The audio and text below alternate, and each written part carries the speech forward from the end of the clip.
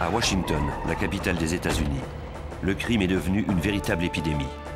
Des gangs s'arrachent le contrôle de la drogue et laissent des cadavres sur leur passage. Le service de police métropolitain est surchargé lorsque le nombre d'homicides dépasse les 400 en une année. Avant que les policiers ne puissent endiguer cette vague de violence, ils deviendront à leur tour la cible des meurtriers. Un tueur de flics est à l'œuvre et la police devra faire appel au FBI pour tenter de l'arrêter.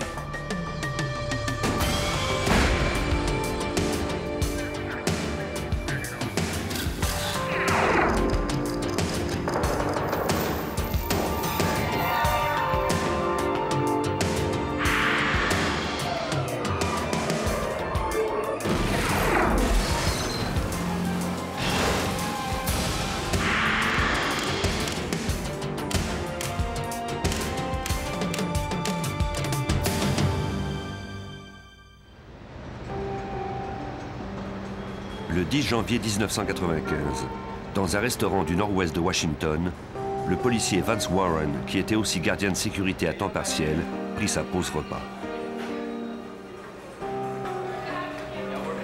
C'était alors devenu une pratique courante pour les entreprises d'embaucher des policiers comme gardes de sécurité quand ils n'étaient pas de service. Les clients et les employés ne se sentaient que plus en sécurité.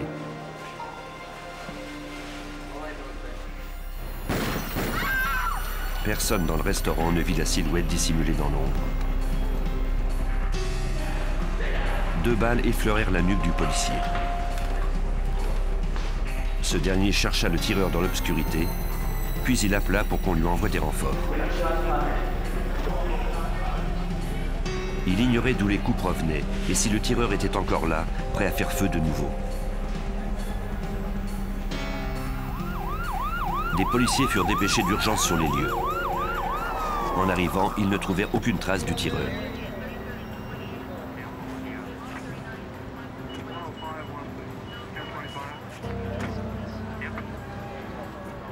Il ne semblait pas y avoir eu tentative de cambriolage. Le tireur n'avait apparemment qu'un seul objectif, tuer le gardien de sécurité.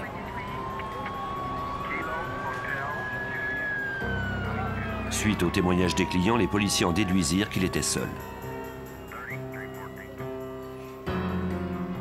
L'équipe d'experts judiciaires recueillit 2 projectiles de calibre 22 à l'intérieur du restaurant, mais aucune douille.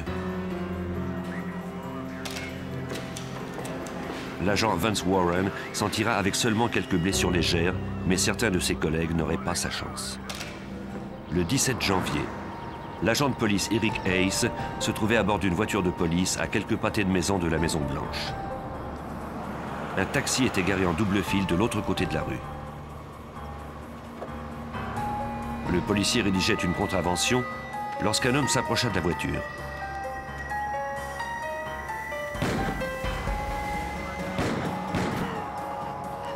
Il fit feu sur l'agent à 4 reprises à bout portant. Malgré des blessures à la poitrine, aux jambes et à l'abdomen, ce dernier parvint à sortir de son véhicule. Le chauffeur du taxi avait assisté à toute la scène.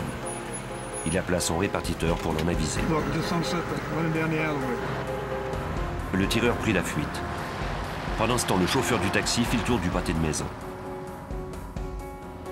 Pendant sa fuite, le tireur retira son masque et sa veste, sans doute pour modifier son apparence.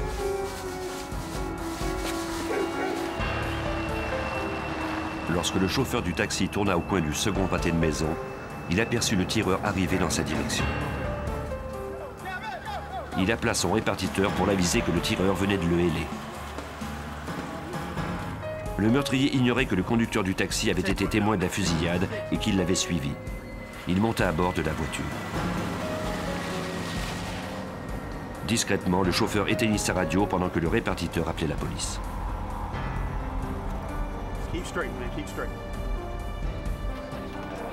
Le message d'arrêter le taxi numéro 440 fut relayé à toutes les voitures de patrouille.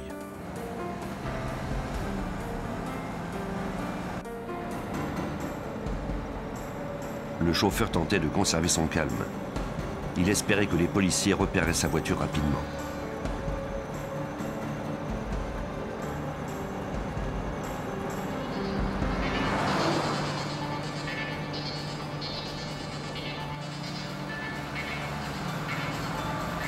Quelques minutes plus tard, des agents prirent la voiture en filature.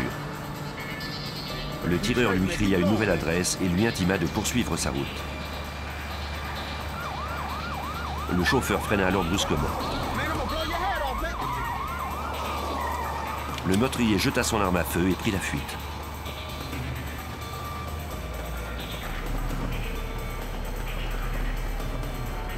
Il sema les policiers à sa poursuite.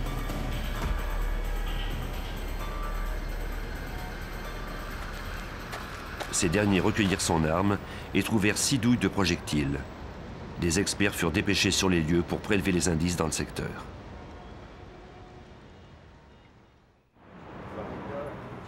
Sur la scène du crime, l'agent Ace luttait pour sa vie.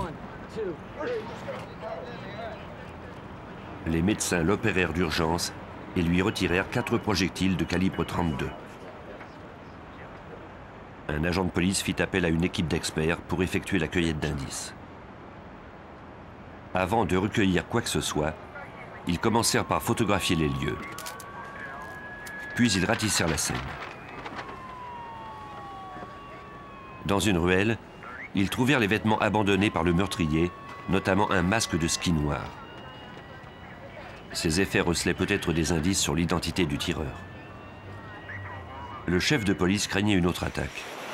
Il ordonna aux policiers d'effectuer toutes les patrouilles accompagnés d'un collègue et demanda l'aide du FBI. L'agent spécial Jay Abbott fut assigné à cette affaire. À partir de ce qui était arrivé, on en était venu à penser qu'un gang de Washington avait décidé de déclarer la guerre à la police et de tuer des agents. C'est en faisant appel à des experts en criminalistique que la police entendait répondre à cette vague meurtrière. On envoya tous les indices recueillis sur les scènes de crime au laboratoire du FBI, l'un des meilleurs au monde. Les vêtements recueillis dans la ruelle furent acheminés au service responsable des fibres et des cheveux. Dans ce service, on travaille sur plus de 2500 cas par année qui proviennent de partout aux États-Unis. On donna la priorité au meurtre du policier de Washington. Après avoir brossé les vêtements au-dessus d'une feuille de papier blanc, on examinait attentivement les fibres obtenues.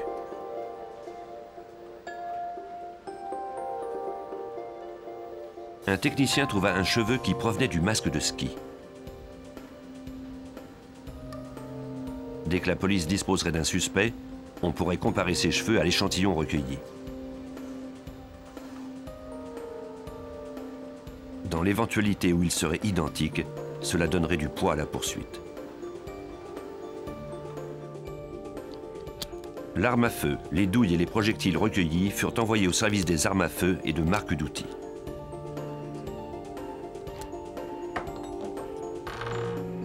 On devait avant tout déterminer si le revolver de calibre 32 abandonné par l'assaillant avait servi à abattre les agents de police.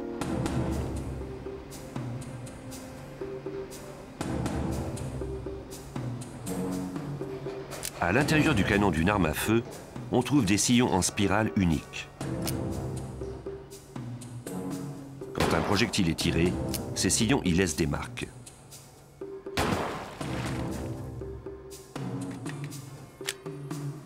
L'analyse consistait à comparer les sillons sur une balle utilisée lors d'un tir d'essai à ceux des projectiles retrouvés après les crimes.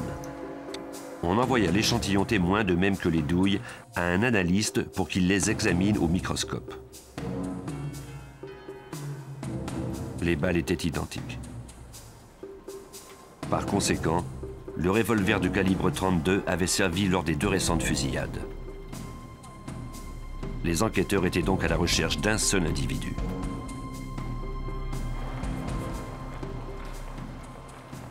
Pour retrouver le suspect, le FBI et le service de police métropolitain firent appel à leur seul témoin, le chauffeur de taxi.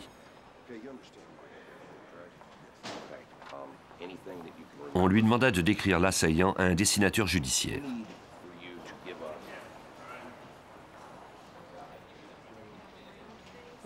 C'était un homme de race noire, au teint moyen et à la mâchoire carrée. La caractéristique la plus frappante dont le chauffeur se souvenait, c'était qu'il portait un appareil dentaire. Les enquêteurs se mirent en contact avec les dentistes et les orthodontistes de la région pour vérifier si l'un d'eux pourrait reconnaître le suspect à partir du portrait. On le fit également diffuser à la télévision, dans les journaux, et on l'afficha dans les commerces de la région. Grâce à la récompense offerte, les policiers reçurent bientôt des centaines d'appels. L'agent spécial Jerry Baumel aida la police à remonter ses pistes. À partir des appels téléphoniques et des informations des dentistes et des orthodontistes, nous avons constitué une liste d'environ 100 suspects éventuels pour ces deux fusillades. Au cours des mois suivants, on interrogea les suspects et on les élimina un à un. Mais les agents du FBI et les détectives ne procédèrent à aucune arrestation. Les milliers d'heures de travail investies n'avaient rien donné.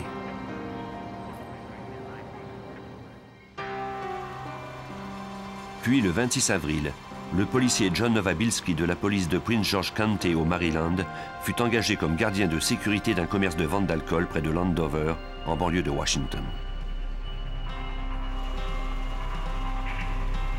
Un homme masqué s'approcha et fit feu 16 fois sur lui, presque à bout portant. Le policier n'eut aucune chance.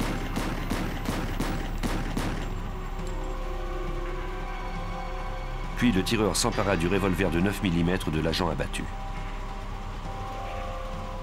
Un témoin entendit les coups de feu et appela à l'aide.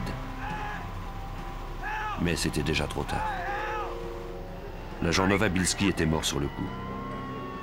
Les policiers du Maryland érigèrent un périmètre de sécurité autour du secteur et interrogèrent le témoin. Il n'y avait aucun mobile apparent ni avertissement préalable. La victime était un policier. Ce meurtre s'inscrivait dans la même lignée que les deux autres commis plus tôt à Washington.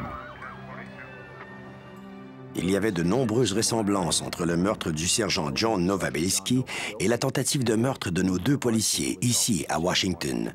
Dans chacun de ces cas, un individu s'est approché d'un policier en position assise. Sans qu'il y ait eu quelque provocation que ce soit, il a fait feu et il a abattu le policier. 5 mois s'étaient écoulés depuis le premier cas. Les agents n'étaient pas encore parvenus à trouver un suspect. Maintenant, cet individu était recherché pour meurtre. Les policiers de Washington, accompagnés d'agents du FBI, ratissaient les rues à la recherche d'un tireur qui avait blessé 2 de leurs collègues. Alors qu'ils étaient à sa recherche, le service de police du Maryland procéda à une arrestation relativement au meurtre d'un de ses agents. On n'avait pas d'indices permettant de relier entre eux le suspect du Maryland à celui qui avait attaqué 2 policiers de Washington. L'agent spécial Jay Abbott croyait que l'assaillant de Washington était encore en liberté et qu'il pouvait attaquer à tout moment. Nous avions l'intuition que cet individu allait tenter de tuer un autre policier à Washington ou dans les environs.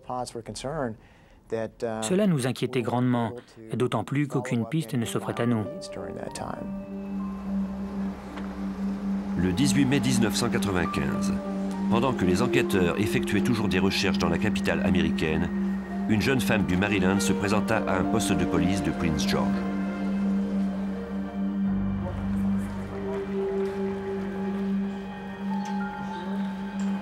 Nadine McRae était couverte de contusions.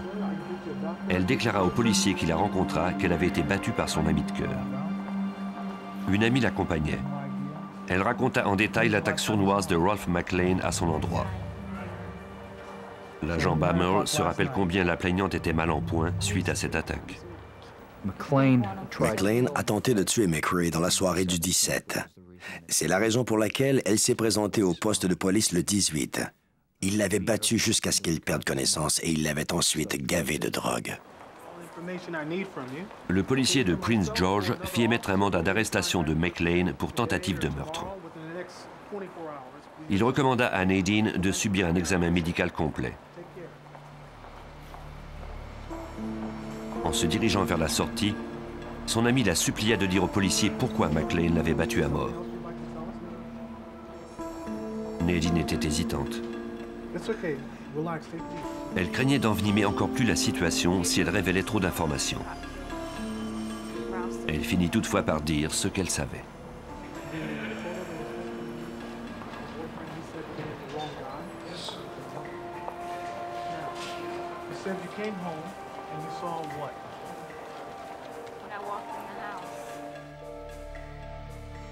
Le soir de la diffusion du portrait robot du suspect, 3 mois plus tôt, elle avait été étonnée de voir McLean arracher l'appareil dentaire qu'il avait en bouche.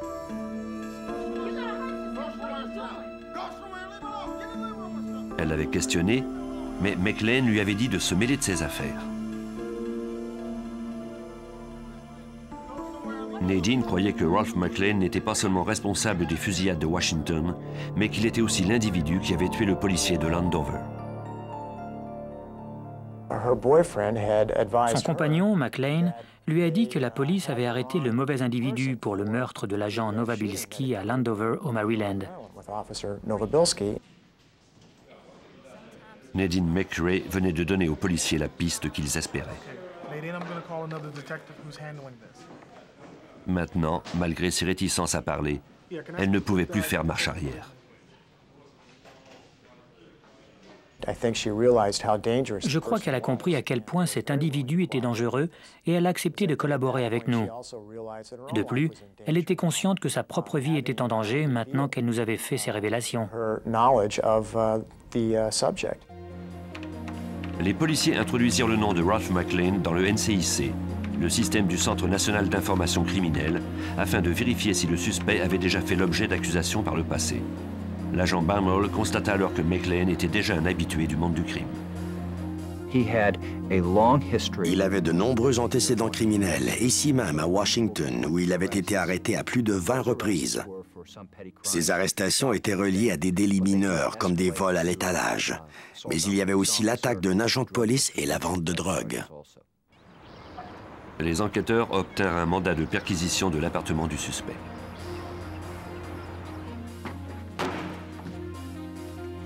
Nous étions très tendus quand nous nous sommes rendus chez lui. Nous craignions qu'il ne soit là. Nous étions aussi inquiets parce que nous ne savions pas ce que nous allions trouver chez lui. Heureusement, McLean était absent. Les enquêteurs commencèrent à fouiller l'appartement.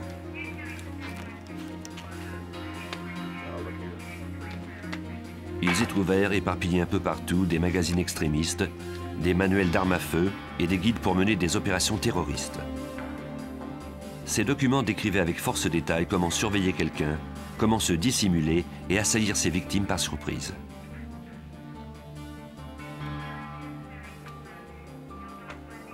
Dans le salon, l'équipe d'experts découvrit un masque de ski noir, identique à celui recueilli sur la scène de la seconde fusillade. Ils trouvèrent également des projectiles de 9 mm, soit du même calibre que ceux utilisés pour abattre le policier du Maryland. Dans une armoire se trouvaient d'autres munitions, cette fois de calibre 32.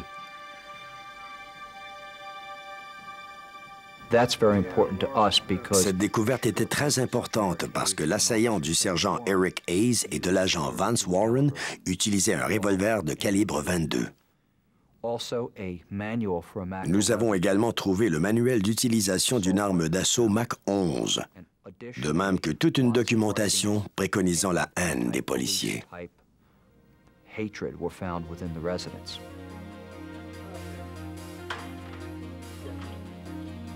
Les experts judiciaires se mirent à la recherche de cheveux pour les comparer à celui trouvé plus tôt. Ils en recueillirent des échantillons dans des brosses à cheveux, des draps, de même que dans le siphon du lavabo de la salle de bain. Si ces cheveux correspondaient à celui recueilli sur la scène du crime, les agents disposeraient enfin d'un élément de preuve contre le fugitif.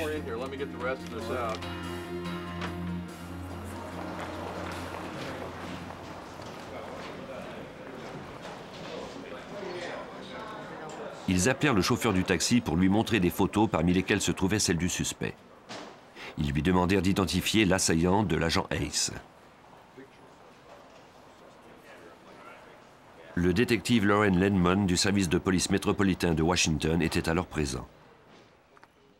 Le chauffeur de taxi nous avait dit à maintes reprises que si on lui montrait une photo du suspect, il le reconnaîtrait sans hésitation. On entend souvent ce genre d'affirmation, mais il l'avait dit avec beaucoup de conviction. Les enquêteurs faisaient défiler une à une les photos devant le témoin. Ils les étudiaient toutes attentivement.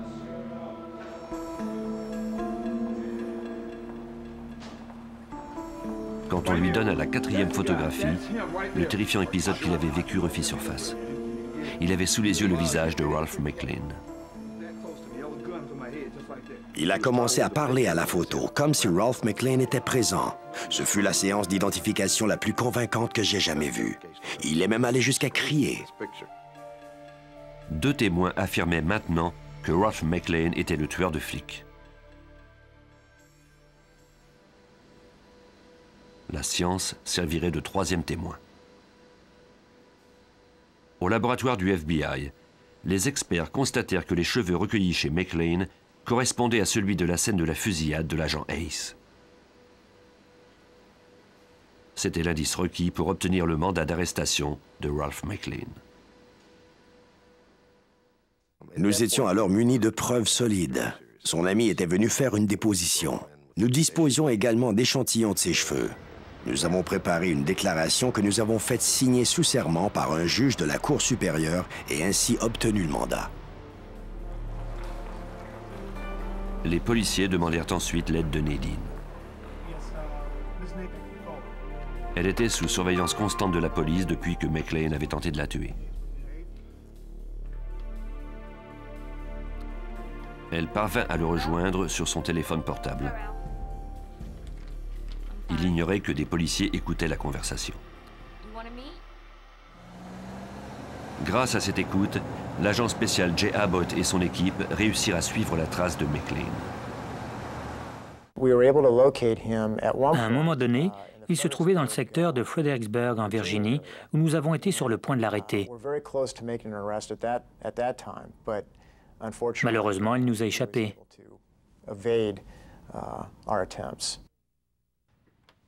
Nadine parla à maintes reprises au suspect pendant les 2 jours qui suivirent, ce qui permit aux autorités d'apprendre que McLean avait pris la direction du sud et qu'il comptait se rendre en Floride. Il ne donna cependant pas de précision à Nadine sur l'endroit où il était. Se doutait-il que son ami coopérait avec la police? Cette dernière apprit aux agents que McLean suivait l'actualité grâce à une télévision portative. Si les policiers comptaient l'arrêter, ils devaient le prendre par surprise et éviter que son nom ne soit mentionné dans les médias. Cela signifiait qu'on ne pouvait pas introduire les données le concernant dans le système informatisé national auquel les journalistes ont accès. Cette décision allait leur coûter cher. Dans l'État de la Caroline, un patrouilleur arrêta McLean pour excès de vitesse.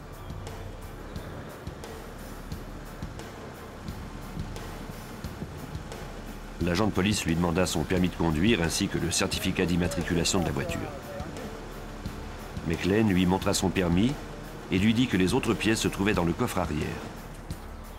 L'agent de patrouille, à qui il ne restait que quelques semaines de travail avant la retraite, le suivit jusqu'à l'arrière du véhicule.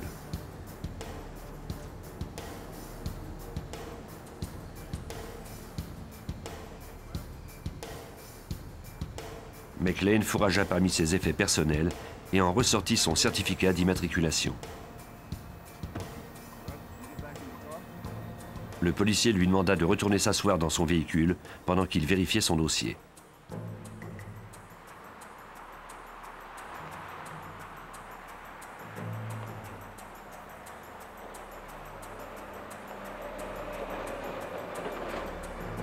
Il s'assura notamment que la voiture n'avait pas été volée.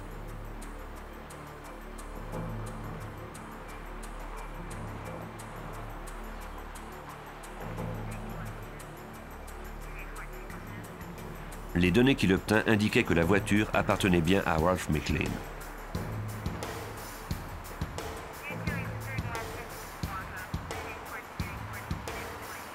Il rédigea la contravention, puis lui indiqua comment se rendre au palais de justice de la ville pour la régler. Le policier eut la vie sauve, mais les autorités avaient manqué l'occasion de capturer le meurtrier. À Washington, des détectives cherchaient à attirer dans leur filet le suspect Ralph McLean, soupçonné du meurtre de nombreux policiers. Pour ce faire, ils devraient de nouveau faire appel à Nadine McRae.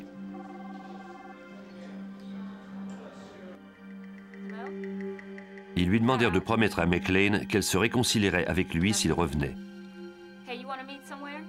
Il déclara qu'il était intéressé par son offre, mais il n'était pas d'accord sur l'endroit et le moment de la rencontre qu'elle lui suggérait. Les enquêteurs craignaient de perdre l'élément de surprise requis. Nous espérions avoir un certain avantage sur lui, mais ça n'a pas été le cas. Les médias ont eu vent de l'affaire. On a diffusé son nom et sa photo, ce qui nous a réellement dérangés parce que ça modifiait considérablement la situation. Il fallait espérer que McLean n'ait pas vu ce bulletin de nouvelles. Lors du week-end du jour du souvenir, il appela enfin Nadine. Il était prêt à la rencontrer. Comme les agents du FBI le lui avaient indiqué, Nadine suggéra à Ralph qu'ils se rencontrent dans un centre commercial du nord de la Virginie où les agents pourraient les surveiller à loisir sans risquer d'être repérés. Ralph McLean accepta de l'y rencontrer.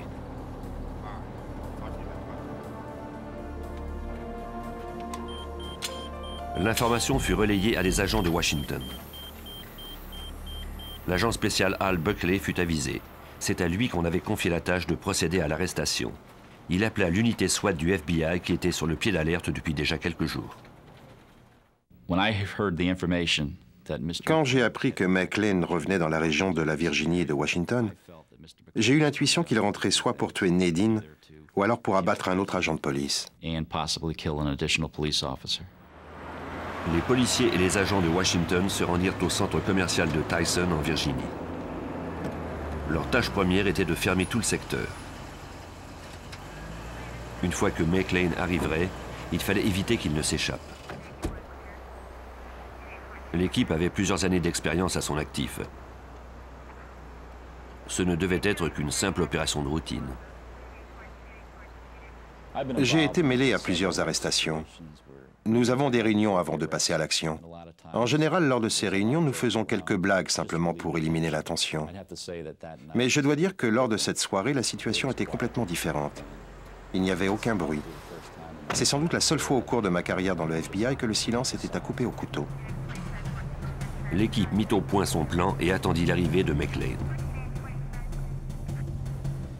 Au poste de police de Prince George, d'où Nadine entrait en contact avec McLean, le répartiteur relayait les informations aux agents en service.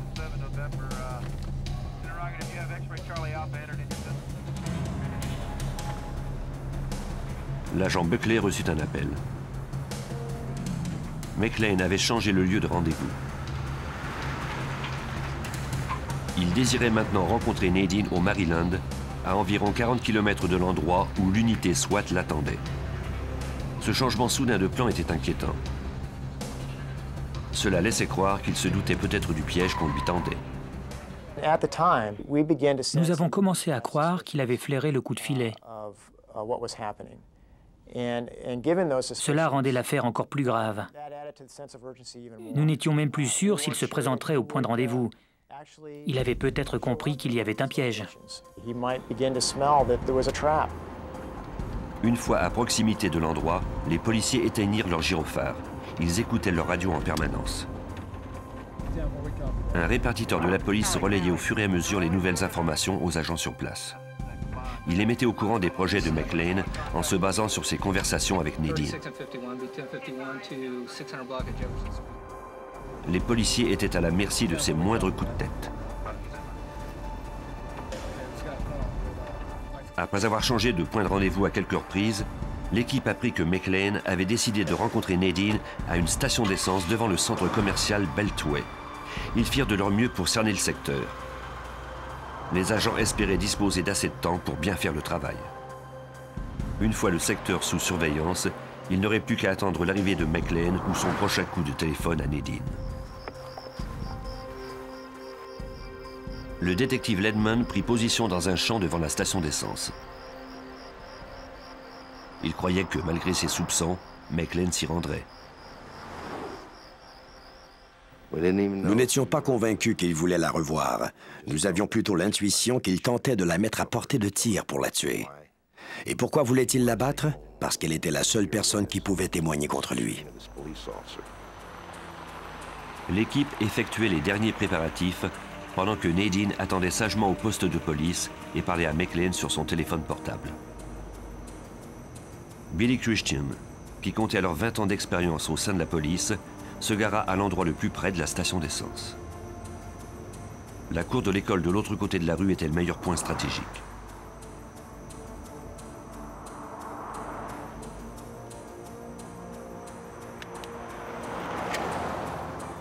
Si McLean arrivait, l'agent Christian serait le premier à l'apercevoir.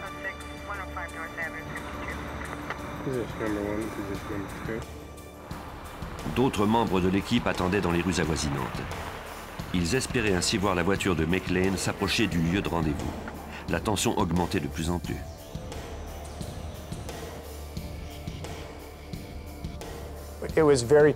J'étais très stressé. Al Buckley et moi-même étions dans le même véhicule à seulement quelques centaines de mètres. Un bon nombre de policiers étaient sous nos ordres. C'était très tendu. Je me rappelle même lui avoir dit que j'espérais que nous l'arrêterions avant qu'il ne blesse quelqu'un. Finalement, on avisa l'équipe que le suspect avait appelé Nadine. Il s'était plaint de ne pas la voir à la station d'essence.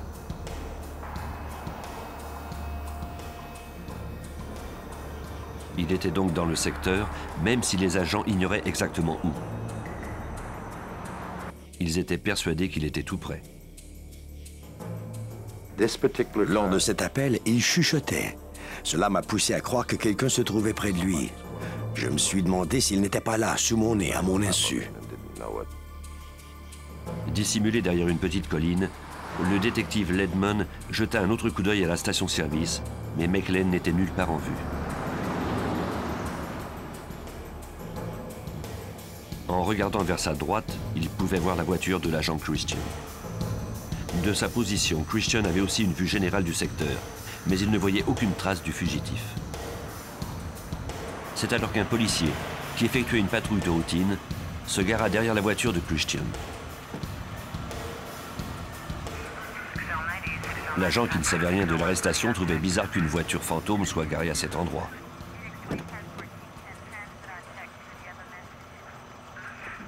Billy Christian voyait bien le danger que courait ce policier.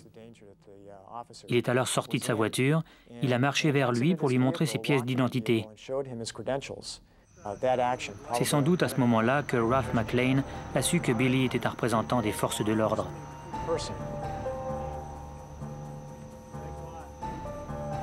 L'agent de patrouille éteignit alors son gyrophare et quitta les lieux.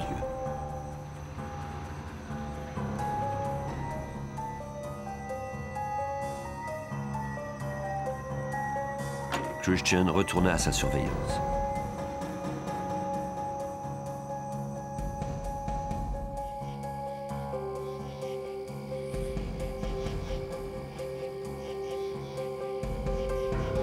Pendant que les enquêteurs attendaient McLean, ce dernier les épiait.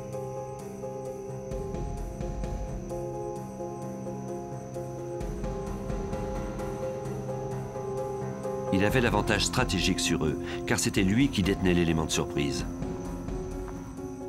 Il était vêtu de noir et se cachait dans les ombres tout en surveillant la voiture de Christian.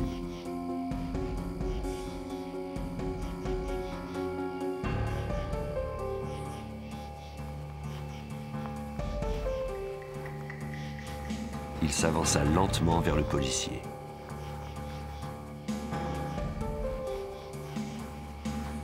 Les agents étaient certains qu'il se tairait quelque part. L'angoisse avait encore monté d'un cran depuis que McLean avait cessé de faire des appels à Nadine. Le tueur de flics continuait d'avancer. L'agent Christian avait les yeux rivés sur la station d'essence. Il ne vit pas l'ombre furtive qui s'approchait de sa voiture.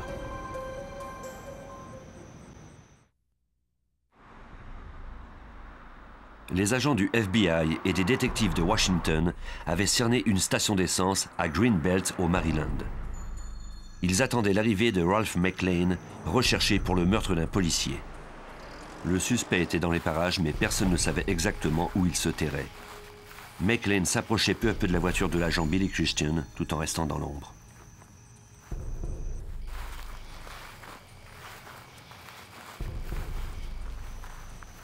En entendant un bruit, le policier se retourna pour regarder derrière lui, mais il ne vit rien.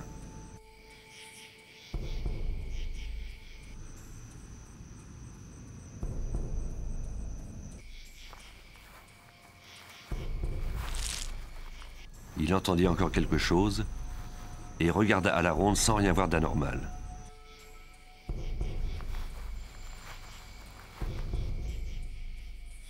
McLean était hors du champ de vision de l'agent.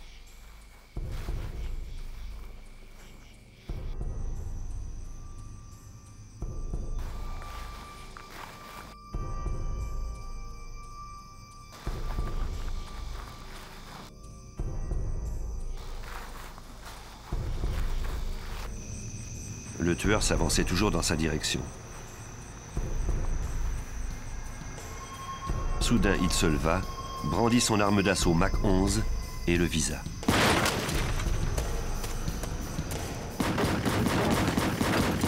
Il y eut de nombreux coups de feu dans l'air. L'agent Bill Christian s'affaissa sur son siège.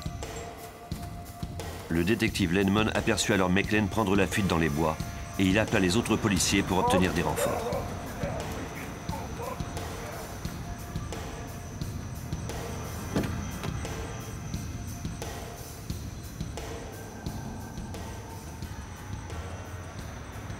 Il parvint ensuite à sortir le policier ensanglanté de sa voiture. Il le coucha au sol et appela de nouveau pour obtenir de l'aide. Jay Abbott et Al Buckley furent les premiers à répondre à son appel. On a entendu un appel à la radio. Il y avait eu des coups de feu et le suspect s'était enfui. Quand nous avons garé notre voiture près de celle de Billy Christian, nous avons constaté qu'on avait tiré sur lui. La vitre de sa portière était fracassée. Le détective Lenman tentait d'aider le policier blessé en attendant l'équipe de secours. Le coup provenait de son angle mort, à environ 45 degrés. Il avait été touché à maintes reprises et était mort.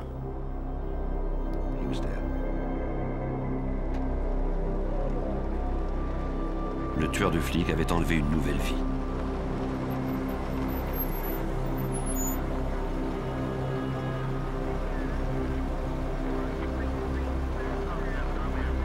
Cet individu venait d'abattre un bon ami et collègue. Il avait été comme un mentor pour nous tous. Il était là depuis longtemps. Il avait 20 ans de carrière à son actif. Être témoin d'un crime aussi gratuit, c'était révoltant. Des unités de divers services de police répondirent immédiatement à l'appel. Un policier de Prince George arriva sur les lieux avec un chien et commença à suivre la piste de McLean dans l'obscurité.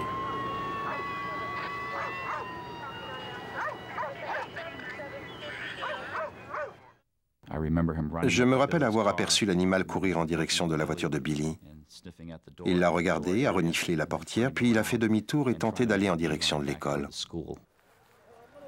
Les policiers s'élancèrent dans l'obscurité avec le chien, munis de leur revolver semi-automatique. Ils ignoraient si on leur avait tendu un piège.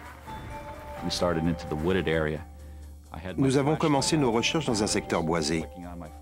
J'allumais et j'éteignais ma lampe de poche sans arrêt parce que je craignais que McLean ne profite du faisceau lumineux pour nous viser. L'obscurité avantageait nettement le suspect. Nous sommes entrés dans les bois pour découvrir de quel côté il était parti. Quand j'y repense aujourd'hui, c'était sans doute une erreur de jugement de notre part. Mais en plein cœur de l'opération, nous étions perturbés. L'équipe pressa le pas. McLean avait malheureusement eu assez de temps pour tendre un piège aux policiers. Quand il s'est enfui de la scène, peu après avoir abattu Billy Christian, il a trouvé le moyen d'appeler le service d'urgence pour signaler avoir aperçu un homme armé s'enfuir du secteur en voiture.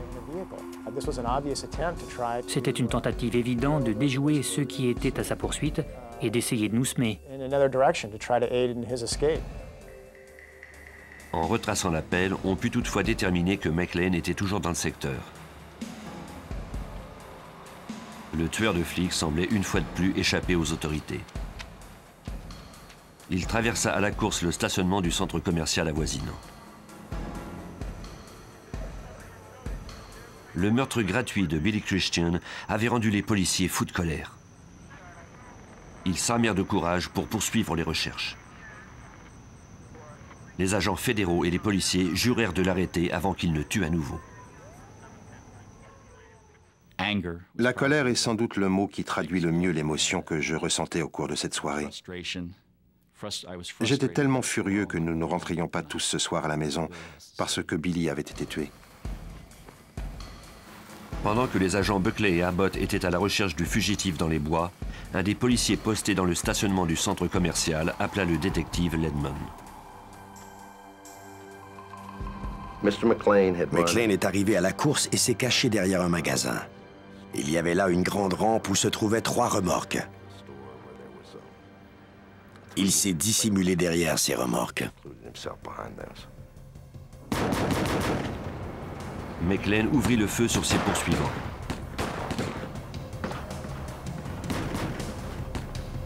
Ces derniers évitèrent la volée de projectiles en se couchant au sol. Ils firent feu à leur tour.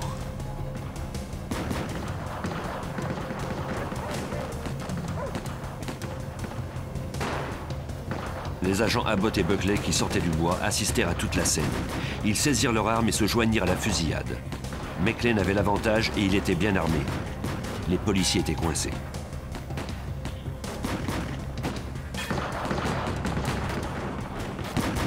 Comment pouvait-on l'atteindre sans risquer de nouvelles pertes de vie?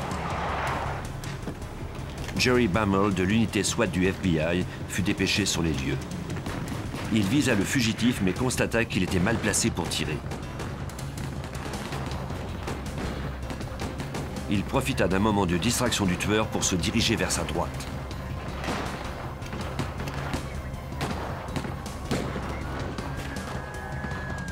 Pendant l'échange de coups de feu, il se dissimula.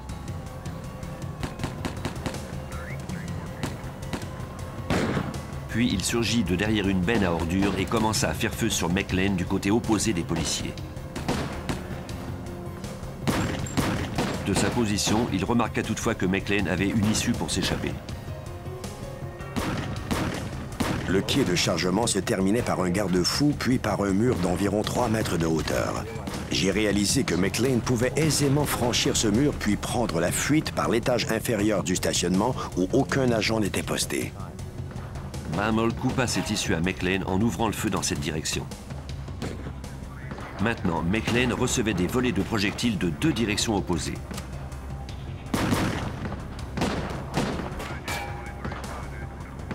Il fit volte-face et tira en direction de Bammel.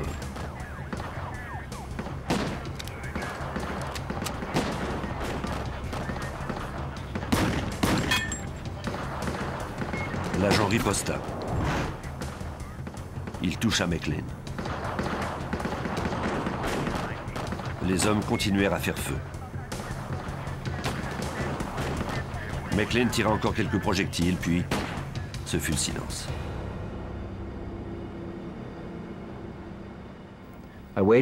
J'ai attendu pendant un moment et quelqu'un a crié quelque chose comme « Il est tombé ».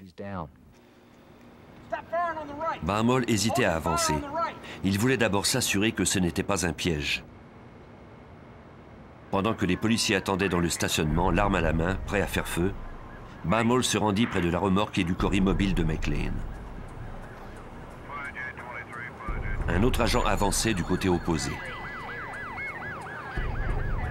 C'est alors qu'un policier, dans l'ombre, leur cria qu'il avait vu le corps bouger et qu'il comptait tirer 2 autres projectiles en direction de McLean. Quand j'ai entendu ça, j'ai crié « Ne tirez pas !» J'étais inquiet parce que nous nous retrouvions au centre d'un feu croisé.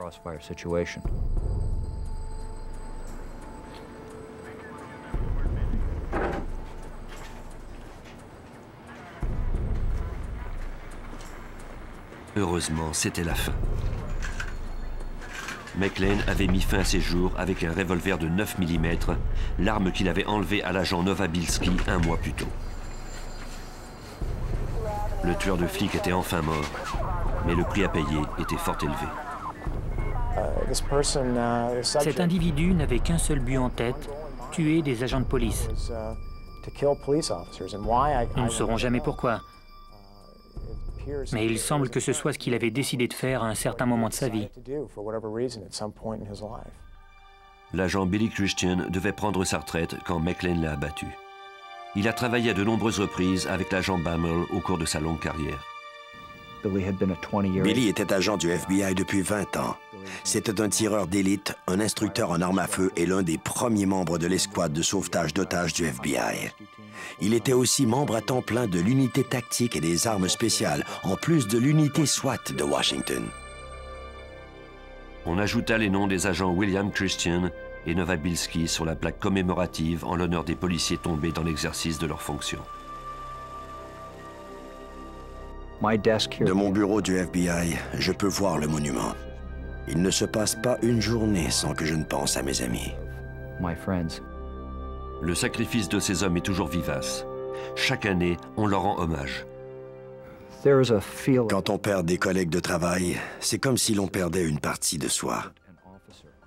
On ne pourra jamais les oublier. And they will never be forgotten.